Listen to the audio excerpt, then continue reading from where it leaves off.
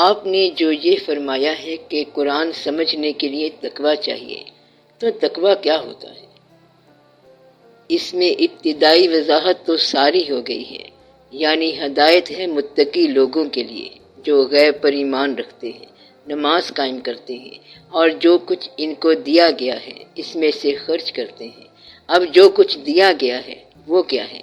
پیسہ، آپ کی زندگی، آپ کی استعداد، آپ کی خوبیاں، یعنی جو کچھ بھی آپ کے پاس ہے جسے آپ باعث تقویت سمجھ رہے ہیں، جو چیز آپ اپنے لیے حاصل کرنا چاہتے ہیں، اسی چیز کو آپ اللہ کی راہ میں خرچ کرنا شروع کر دیں تو متقی ہو جائیں گے۔ آپ یہ دیکھیں کہ آپ کیا حاصل کرنا چاہتے ہیں اور آپ کو کیا کیا چاہیے۔ ایک درویش نے اپنی کتاب میں لکھا ہے کہ کتنے عرصے سے مجھے یہ خیال تھا کہ تلی ہوئی مچھلی ملے، سال گزر گیا اور پھر کہیں جا کے میری خواہش پوری ہوئی، میرے سامنے تلی ہوئی مچھلی پلیٹ میں پڑی ہوئی آ گئی، میں لقمہ شروع کرنے لگا تھا تو ایک سائل کی صدا آئی کہ میں بھوکا ہوں، میں نے وہ پلیٹ اس کو دے دی، سائل وہ کھا کے چلا گیا اور مجھ پر ایسی کیفیات طاری ہو گئیں کہ مجھے عرفان مل گیا کہ خواہش جو میری اپنے لیے تھی وہ میں نے اللہ کے حکم پہ لگا دی۔ وہ جو مچھلی لینے والا تھا اصل میں وہی مچھلی بھیجنے والا تھا۔ بس اتنی سی بات آپ یاد رکھو کہ جو آپ کو چیز دینے والا ہے لینے والا بھی وہی ہے، جس نے پیسے دیے ہیں وہی مانگنے والا ہے۔ بات سمجھ نہیں آئی کہ جس نے آپ کو پیسے دیے ہیں وہ اب کہتا ہے کہ مجھے دے دو، سارے نہیں تو اس میں سے کچھ حصہ دے دو۔ اگر آپ کو یقین ہو کہ دینے والا وہ ہے تو پھر آپ ضرور اللہ کی راہ میں دو گے۔ آپ کو یقین یہ ہے کہ آپ خود کمانے والے ہیں اور یہی بات تقویٰ کے خلاف ہے۔ وہ شخص کبھی متقی نہیں ہو سکتا جو اپنی زندگی کا آپ مالک بن جائے، جو اپنی کمائی کا خود خالق بن جائے، جو اپنی استعداد پر خود قدرت رکھنے لگ جائے کہ میں نے یہ کیا ہے، یہ میں نے حاصل کیا ہے، یہ ہماری انکم ہے، یہ ہمارا گھر ہے، یہ میرا لباس ہے، یہ میری اچیومنٹ ہے، یہ ہم لوگ ہیں۔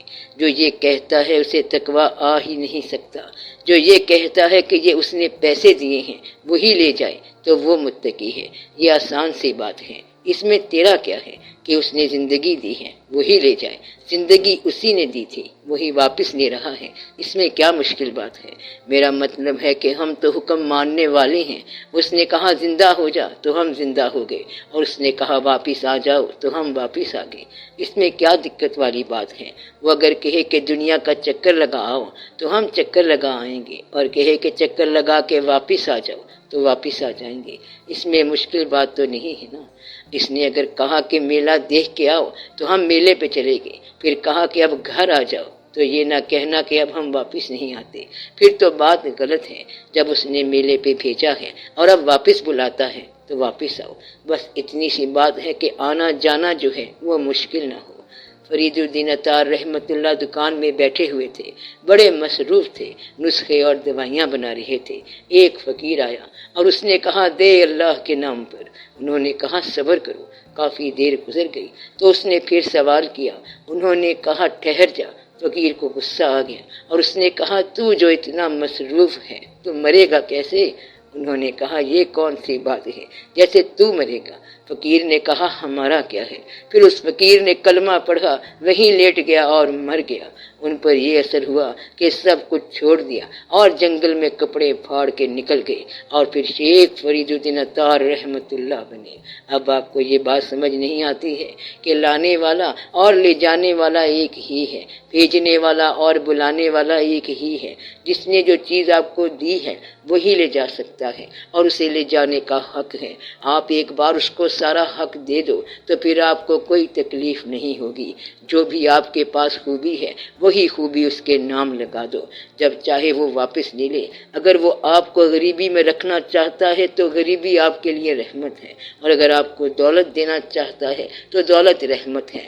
بات یہ ہے کہ اگر اس کا خیال ترک ہو جائے تو پھر تقویٰ نہیں ہوتا، اور اس کا خیال ساتھ رہے تو پھر زندگی میں تقویٰ شروع ہو جاتا ہے۔ حاصل اور ایثار جو ہیں یہ دونوں اس کے نام پر ہونے چاہیے۔ یہ بات سمجھ آئی کہ حاصل بھی اس کے نام پر ہو اور ایثار بھی اس کے نام پر ہو۔ آپ نے اگر کسی زمیندار کو دیکھا ہو، یہ جن کی زمینیں ہوتی ہیں تو ان کے نام زمین انتقال ہو جاتی ہے۔ اس سے پہلے کس کے نام تھی؟ کسی اور کے نام۔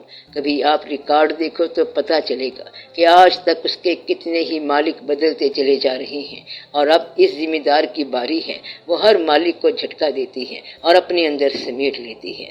آج جو اس کے اوپر سواری کر رہا ہے، یہ اس کو بھی لپیٹ لے گی، کیونکہ اس کا مالک کوئی نہیں ہو سکتا، یہ خود ہی ہر ایک کی مالک ہے۔ تو یہ آپ کی زندگی ہے کہ آپ اپنے آپ کو شاہ سوار سمجھ رہے ہیں، لیکن یہ گھوڑا کسی سوار کو مانتا نہیں ہے، یہ جھٹکا دیتا ہے اور پار کر دیتا ہے، پھر ایک اور کو جھٹکا دیتا ہے اور پار کر دیتا ہے۔ کچھ لوگ تو جنازوں کی شکل میں جا رہے ہیں اور کچھ زندگی کی شکل میں جا رہے ہیں، یہ بھی جنازے ہیں جو چل پھر رہے ہیں، یعنی کچھ دنوں بعد ان کے ساتھ بھی موت کا واقعہ ہو جائے گا۔ اس لیے متقی ہونے کے لیے ضروری ہے کہ اسے زندگی اور موت کے درمیان فرق محسوس نہ ہو۔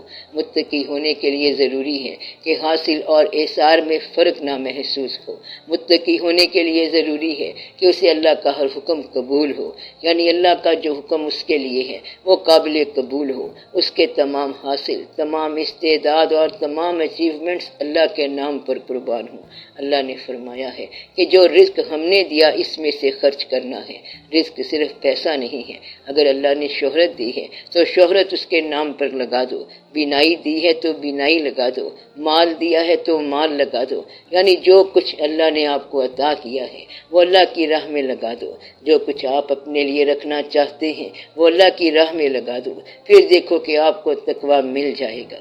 تو تقویٰ ملنے کے بعد آپ کو قرآن کے معنی سمجھ آئیں گے اور پھر قرآن سے ہدایت ملتی ہے۔ تقویٰ کا معنی یہ ہے کہ یہاں رہنے کی خواہش سے زیادہ یہاں سے نکلنے کی خواہش ہو، تو آپ کو یہاں رہنے کی جو خواہش ہے اس سے زیادہ یہاں سے نکلنے کی خواہش ہو۔ یہ رہنے کی خواہش ہے کہ جو آپ یہاں مکان وغیرہ بناتے پھرتے ہیں، اور جب یہ پتہ چل جائے کہ اس کا انجام کچھ نہیں ہے تو پھر نکلنے کی خواہش کر لو۔ نماز آپ کو ہر دن میں 5 دفعہ یہاں سے نکلنے کا راستہ بتاتی ہے کہ یہاں سے نکلو، یہاں سے نکلو۔ جس طرح آپ زندگی میں سے نکل کر مسجد میں چلے جاتے ہیں، اسی طرح آپ نے زندگی سے نکل کر آگے چلے جانا ہے۔ اب یہ اس بات کی ٹریننگ ہو رہی ہے کہ یہاں زندگی سے آپ کیسے نکلیں گے، تو پھر سارے مسائل حل ہو جاتے ہیں۔ اللہ کریم کے فضل سے اللہ کے محبوب صلی اللہ علیہ وآلہ وسلم کی محبت میں تقویٰ ہوتا ہے، حاصل وہیں سے ہوتا ہے۔ تو متقی جو ہے وہ متقی سے مل کے متقی ہوتا ہے۔ جب کسی متقی سے آپ کی ملاقات ہو گئی تو پھر تقویٰ آپ کو خود بخود مل جائے گا، خود بخود ہی خواہشیں پیدا ہو جاتی ہیں۔ اگر کوئی مسافر آپ کو پسند آ جائے تو گھر میں رہنا مشکل ہو جائے گا۔ جب مسافر پسند آ گیا تو پھر آپ سفر کی تیاری کریں گے۔ جب آپ کا دوست جا رہا ہوگا تو آپ کیا کریں گے؟ آپ کہیں گے کہ میں بھی ساتھ چلوں گا۔ اس لیے کوئی سفر پہ جانے والا آدمی آپ پر مہربان ہو گیا تو آپ کو بھی ساتھ لے جائے گا۔ اس طرح تقویٰ حاصل ہو جاتا ہے۔ تقویٰ کی بہت تعریفیں کی گئی ہیں، اور سب سے بہتر تعریف یہ ہے کہ اپنی زندگی کو اور اپنی موت کو اللہ کی خوشنودی سمجھو اور دونوں کو قبول کر لو۔ غریبی امیری قبول، حاصل محرومی دونوں قبول۔ اپنا بیگانہ اس کے نام سے ہے، دشمنی بھی اس کے نام کی، دوستی بھی اس کے نام کی۔ اس طرح تقویٰ شروع ہو جائے گا۔ تقویٰ کا اور مفہوم یہ ہے کہ کل کا فکر نہ ہو۔ تقویٰ اس آدمی کا ہوگا جس کو کل کا فکر نہ ہو کہ کل کیا کرنا ہے، کل کی بات کل کے ساتھ۔ کل کے لیے جو اپنا ناشتہ بچا کے رکھے گا وہ متقی نہیں ہوتا۔ کل بھی اللہ ہے اور آج بھی اللہ ہے۔ کیا کل اللہ نے کہیں چلے جانا ہے کہ آج سوچتے جائیں جس اللہ نے آج دیا ہے وہ کل بھی خود ہی دیتا رہے گا۔ بس اتنی سی بات کا خیال رکھ لو تو تقویٰ حاصل ہو جاتا ہے۔ اس لیے یہ بات بڑی آسان ہے۔